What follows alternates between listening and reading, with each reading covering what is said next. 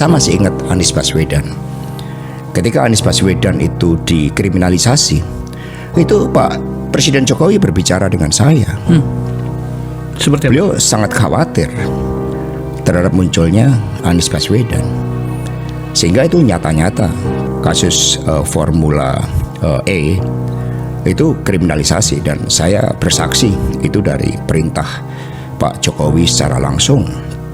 Saya bersyukur bahwa program ini adalah program yang ada di dalam APBD kita, dan sebagai gubernur yang mendapatkan amanat atas perintah undang-undang untuk melaksanakan APBD itu terlaksana dengan baik. Formula E itu bukan programnya Pak Gubernur. Formula E itu adalah programnya Pemprov DKI Jakarta. Gubernur dan seluruh jajarannya bertugas melaksanakan program itu. Jadi ketika kemudian rame-rame membicarakan, kita melaksanakan program, siapa yang usul? Benar, yang usul dari pemerintah, dari sisi eksekutif. Tapi disepakati oleh semua bahwa ada orang-orang yang dulu menyepakati, kemudian dia membalikkan pikirannya, kemudian dia tidak konsisten dengan pikirannya, bahkan mengkhianati yang dia katakan, itu adalah pertanggungjawaban dia pada dirinya, pada Tuhannya, dan jelaskan pada anak cucunya. Karena ada orang-orang yang mendukung, ada orang-orang, kalau tidak nggak akan jadi itu. Tapi bagi saya, ini adalah sebuah amanat yang ditetapkan oleh Perda, yang ditetapkan oleh pemerintah provinsi, dan kami bersyukur amanat itu bisa dilaksanakan dengan baik, bahkan membawa nama baik Jakarta. Anies Baswedan menjamin tidak menerima uang serupiah pun dari dugaan kasus Formula E yang diusut KPK. Anies justru meminta pihak yang menuduhnya menerima uang dari Formula E untuk membuktikan tuduhan tersebut. Bila dikatakan dirinya mengambil uang, maka tunjukkan. Bila tidak ada buktinya, maka tuduhan itu akan batal. Jangan dibalik, setiap orang yang dituduh harus memberikan pembuktian. Tapi dirinya tidak pernah terima, dan ini adalah sebuah proyek untuk Indonesia yang berurusan dengan lembaga internasional yang memiliki reputasi. Pihak Formula E yang bekerja sama dengan Pemprov DKI Jakarta beroperasi di negara yang aturan pembukuan sangat kuat. Anies pun menyatakan seluruh rapat Formula E direkam. Dalam semua sifat penuduhan, yang harus membawa bukti adalah yang penuduh, bukan yang dituduh. Di mana-mana, menuduh harus membawa bukti. Habis energi orang kalau yang dituduh harus membawa bukti. Habis energinya. Jadi yang harus membawa bukti adalah yang menuduh. Kalau tidak bisa membuktikan tuduhannya, tidak bisa membawa bukti, batalin tuduhan itu. Kenapa harus takut? Kami hanya bicara tentang hukum, ya, tidak terpengaruh oleh politisasi atau kriminalisasi bergaya humor yang ada di luar. Tidak ada kaitannya sama sekali. Dan betul kami sudah berkoordinasi dengan BPK. Nah, tentu substansi apa yang kami bicarakan bukan untuk konsumsi media, ya. Tetapi prinsip dalam penghitungan kerugian negara, ya, itu ketika kasus ini sudah naik ke penyidikan, nah itu sudah menjadi SOP baik di BPK atau di BPKP.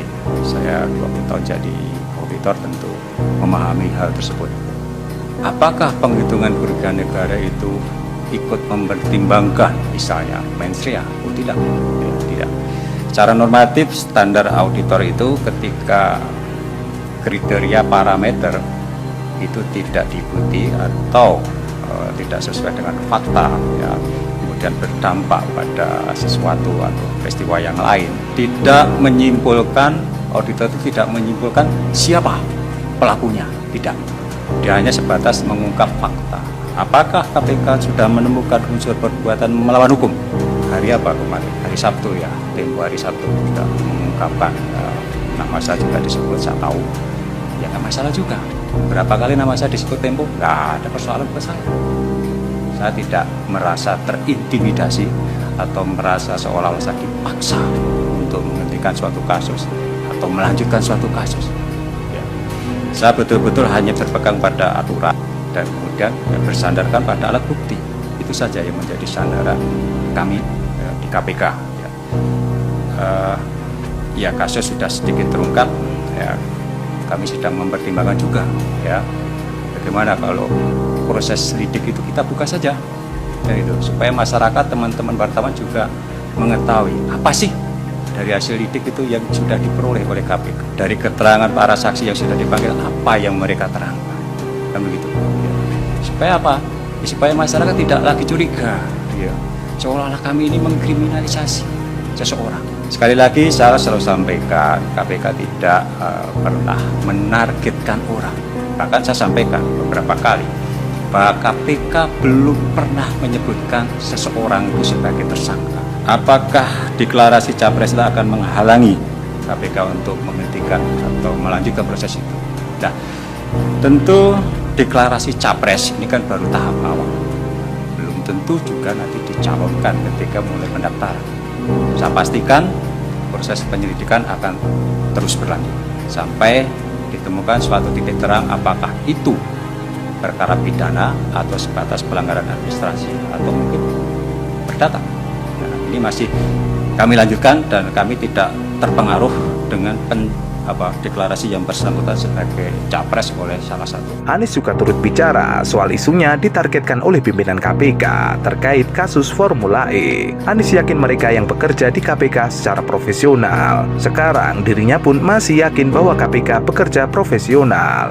KPK adalah lembaga terhormat yang memiliki tugas menjaga integritas, dan mereka yakin di dalam itu punya perasaan nama baik institusi, nama baik Indonesia, sehingga dirinya yakin bahwa mereka bekerja profesional. Anies mengatakan Formula E merupakan program yang ditetapkan berdasarkan Perda DKI Jakarta. Anies bersyukur Formula E berjalan dengan lancar. Ia bersyukur bahwa program ini adalah program yang ada di dalam APBD. Semua gubernur yang mendapatkan amanat atas perintah undang-undang untuk melaksanakan APBD, dan itu terlaksana dengan baik. Formula E bukan program gubernur saja. Formula E itu programnya Pemprov DKI Jakarta dan gubernur beserta jajarannya melaksanakan program itu. Selain itu, Anies tidak melihat soal invisible hand yang disebut berupaya menjegalnya jelang Pilpres 2024. Anies tidak melihat jika kritik di media sosial yang kerap ditujukan kepadanya digerakkan oleh pihak tertentu. Jegal-menjegal itu adalah tanggung jawab mereka yang melakukan penjegalan.